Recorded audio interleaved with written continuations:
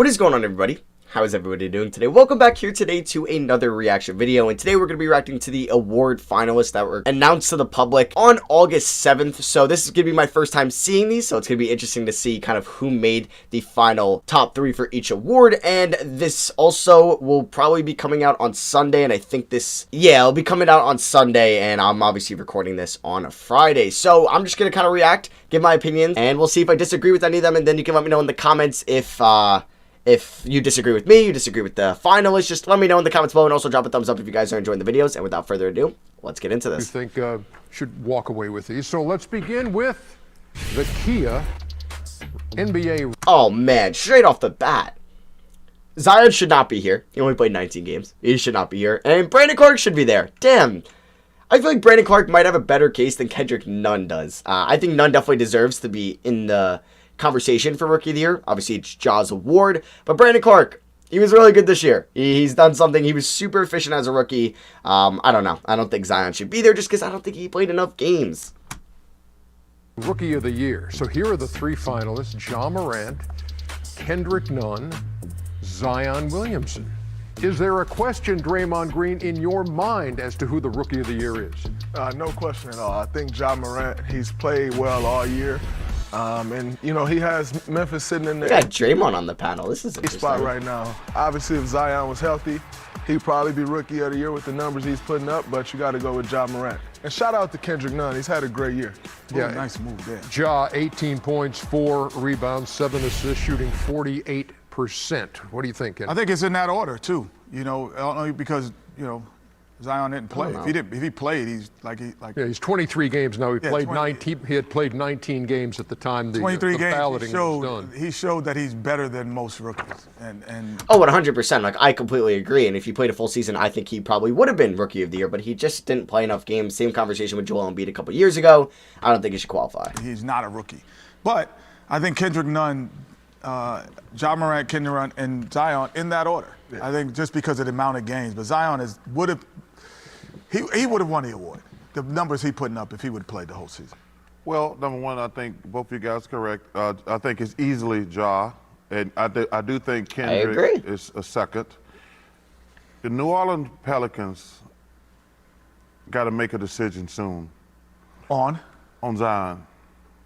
Like, the best ability is availability. Oh. That's like, we've been saying that in sports for 100 years. They're going to have to figure out his body. They're going to have to figure out his weight. The MVP finalists. And so you got Giannis. Harden was the third. Interesting. I don't know who I would have put, Luka or Harden. I don't think it matters because I think this is Giannis's award and LeBron is the clear number 2 as well. I don't know. Maybe I would have put in Luka. No, but they were what? They're the 7th seed. Okay, so I'm fine with Harden. The reigning MVP. Oof. 3rd in scoring, 2nd in rebounds. Team has the best record in the NBA. James Harden. Because, like, you might say 80 had a better season, but I guess that defeats the purpose of the award if you have 80 and LeBron in the top 3. I don't know. His 3rd straight scoring title. He's averaging 34. And LeBron James, 25, 8, and 10, leading the league in assists in his 17th season at the age of 35. There was certainly some buzz late in the season before the hiatus. That, hey, LeBron is making this a race with Giannis. Who's your MVP, Chuck? Giannis, easily. LeBron came in a close second, probably. Listen, they were on pace to win 70 games. They got the best offense, best defense. You said something too, Ernie. He's going to probably be the defensive player of the year. Listen, I love LeBron. He's a great player and a great man more than anything. Great man. But you threw something out there, Ernie. Why you have to tell us he's 35? I'm watching these TV shows. Hey, he's playing great, but they're like, well, he's 35. Well, okay, he is. He's amazing at 35. But they got the best record in the NBA. They were in pace to win 70 games. In my opinion, is Giannis. Let's go to Draymond, please. I'm going with LeBron. I think the year LeBron has had and, you know, resurrecting that Lakers franchise, I think that has to stand for something. So I'm going with LeBron. But I have a question. Does James Harden get penalized for the numbers that he's putting up now? Like, is everybody just used to it and that's what you expect? And so now, that is also a fair argument. Like, this man averaged, what, 36 points per game this season, and we kind of normalize it because that's what he's been doing over the past couple of years, and it's like nothing new to us that James Harden is arguably the best offensive player in the NBA. I do think that is a solid point. What Draymond is saying. The credit that he's deserving. I think I see a little bit of that. I think you're right on James. His ability to get to the rim, make players. For 34, like, that's insane. That is insane. You know what I'm most impressed about him, honestly, Draymond? Is he had the reputation that he wouldn't defend for about a year or two before the MVP, and then like, all of a sudden now, 10 years. and then, no, honestly, he makes a very concerted effort and he takes challenges defensively that I never seen him take. So I do think that he. Yeah, I'm actually good with Harden being the third guy now. Now that I'm thinking about it, I think it should 100% be Harden. No, I think there's a difference between taking a challenge or guarding your man. Hey, let me ask you a question. He's third. He's second or third. No, but second or third, but second or third behind Giannis and LeBron. What do you mean? No, listen. You said, does he get? He's third on the list. No. But the question was, do we look by him? No, he's third on the list. We just put him there. It's not. No, we didn't put him there. He earned that there. I just said his name never comes up in the top listen, two. Kenny. Y'all laughed at me. Everybody laughed at me a couple years when I said, this guy is the best offensive player. And he's not a greater player as Michael Jordan or Kobe Bryant. But this guy here may be the greatest offensive player we've ever had. Because as great as Michael and Kobe were, they weren't three-point shooters.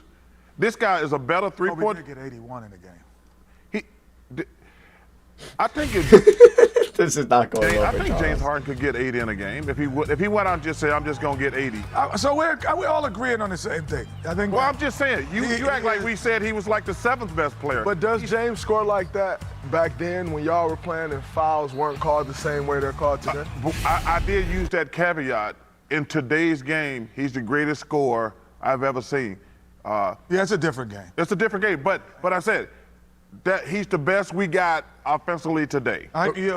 We do know this that whoever wins that will be saying that they have won it again. So it's Giannis and That's Harden pretty cool. and Well, Ernie, LeBron.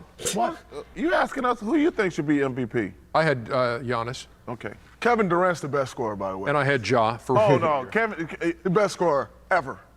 Not even close. In this era. No disrespect to James, but Kevin Durant is the best scorer ever. All right, let's move on. That's a fair. I don't know. No, that is also a fair point. This is right up Draymond's alley. The defensive player of the year, Giannis. Didn't you win one of these, Draymond? Yes, sir. I should have won two. Rudy Gobert. This is always one of those, like, how do you quantify who's the defensive player of the year? What makes a great defensive player? I think what makes a great defensive player is someone who can be on the floor at all times, who's never a liability on the floor. And so for my defensive player of the year, I got to go with AD. I think he came out in the beginning of. You guys know, I think it should be Giannis. I don't know if he's going to win the award because I don't know if the NBA will give him MVP and Defensive Player of the Year. I personally would go Giannis 1. I might go Gobert over 80 at 2. I think 80 gets more recognition because of his blocks, and I also think that's not everything you need to look at and that he plays in LA, but I think 80 should be 3. But I also think you need to give some recognition or just put him in the combo of Ben Simmons and Marcus Smart. They were incredible this year. It's very hard for perimeter players to win the award. Well, I know Kawhi has won it, obviously, but like recently it's been all big men, and I think if we looked at big men the same way we looked at kind of perimeter smaller guys like Marcus Smart, maybe he should have made the top 3.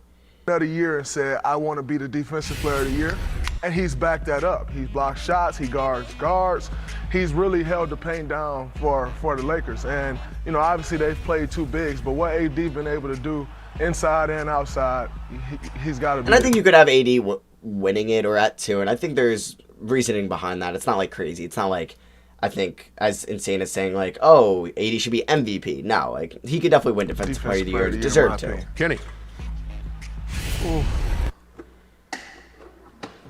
Giannis, I might go with Rudy Giannis. Gobert. I might go with Giannis. Anthony Davis. I just think that it's apples and oranges, it's all fruit, but I think because the way Giannis defends the perimeter and the interior.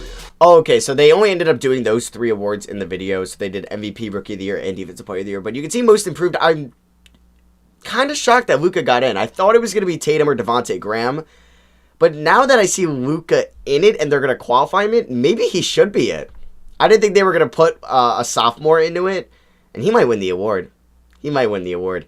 Sixth man of the year, I think I'm cool with this. Maybe Derrick Rose should have been in it, but it's nothing crazy. I think it is Dennis Schroeder's award. And then coach of the year, Budenholzer, Donovan Nurse. So they left off kind of guys like Frank Vogel, Eric Spoelstra, Brad Stevens, and I'm sure I'm forgetting somebody else. But I do think Nick Nurse is your coach of the year. And yeah, that is going to be my reaction kind of to the NBA award finalists. Let me know what you guys think in the comment section below. I also thought it was pretty cool that Draymond was on that panel. I always find it interesting when kind of current players are on talking about other current players that they're going up against. I just find it fascinating. But yeah, that is going to be for me. Drop a thumbs up if you guys did enjoy. I love you guys, and I'll see you guys next video. Peace.